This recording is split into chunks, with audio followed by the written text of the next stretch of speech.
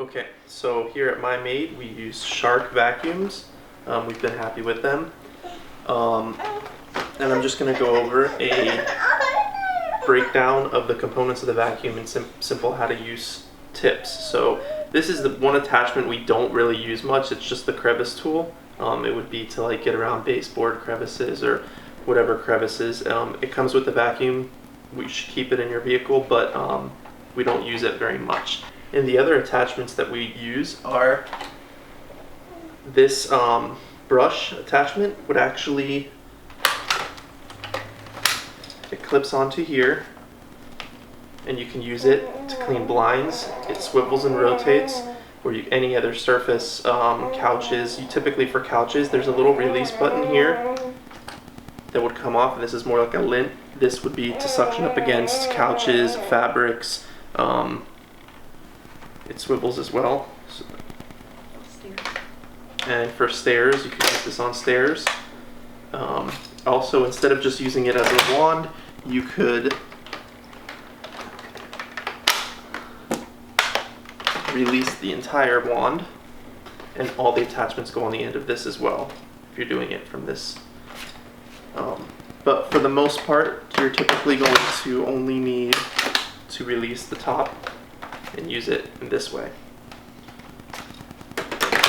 The other attachment that we have is the floor cleaner. We use this instead of a broom. So before you were to mop any hard floors, hardwood floors, vinyl, tile, laminate floors, you would use this attachment.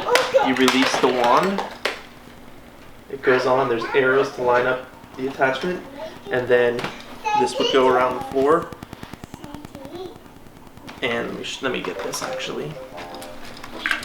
It goes up against baseboards, and when you put it up against the edges like this, there's actually suction that comes from the front edge, and it'll suction itself up against the baseboard. So you'd want to go all the way along the baseboards like this to get all the debris out, and then just work your way around the floor. And then for doing carpet floors, there is two options on here for carpet and hard floors for the upright vacuum.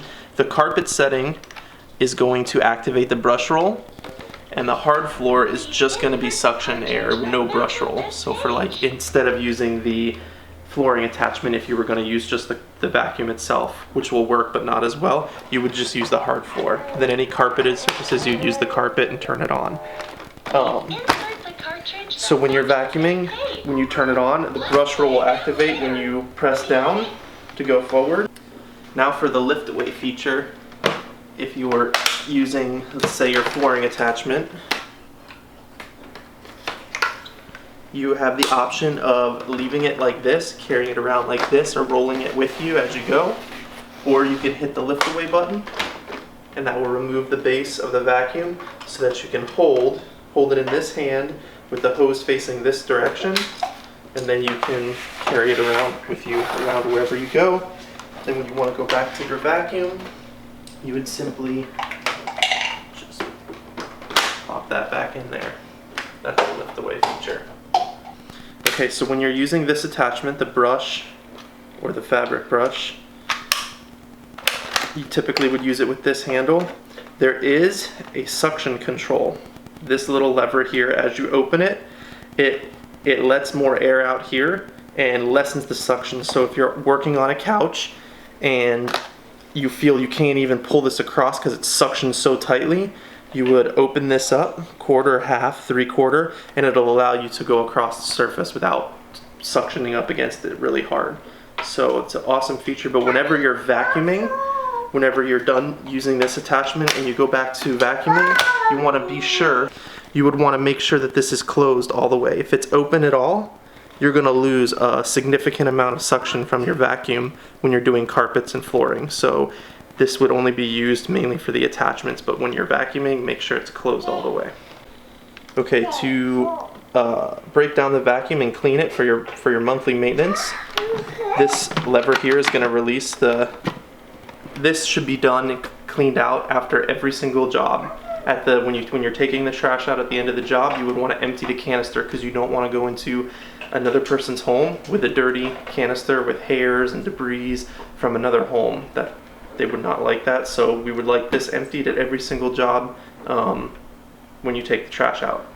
But when you're going to clean out the vacuum, you can open this, you can open this. There's a little filter to catch the hairs and debris from going through the vacuum here. So you'd want to make sure that's clean and clean that out. And then open the bottom. You can run this in the sink to clean the whole canister. At the end of the month, you would clean this, run the water through to clean the canister, so this would be all clean. Then moving into here, there's a vacuum filter here. So this is one of the vacuum filters. You would remove the foam off this piece. This piece you just hand wash in the sink. And then for the filter itself, you can hand wash. If you have an air compressor, you can blow it out. You could put it in the hand wash it to get the big debris off, and then put it through the wash with your rags and such to clean this, and just make sure it goes back in the vacuum. So that's one. Then there's another little filter at the bottom. This as well you could blow out, hand wash. You could put this through the washing machine. So that's the other filter. And then here, if you pull this little lever underneath here, the front little cage is going to pop off, and there's going to be a filter here as well.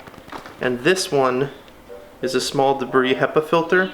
This one, the only way to clean this is to blow this out. If you have a compressor, you can blow all the debris and dust out of this. If not, maybe we can see about getting replacements for you. But this one should be taken out. And then, after that is done, the easiest way to do this is if you detach the base. Pick up the base, the roller. As you can see, the roller is very, very dirty. Debris and hair get caught up around here. There's a little track right here, a slot that goes through the roller. You'd want to take scissors or a razor or a knife and cut along this track. Scissors tend to work the best, and then you just have to manually pull all the hair and debris out till you get it clean. And once it's clean, just snap it back together. And then to put all the pieces back in, the filter's going to go here. The cage on front. Like that. The little white disc filter is going to go in first at the bottom. In fact, it even has a tag on it that says put in first. And then this is going to go back in here and sit in there. And that's how you clean your vacuum.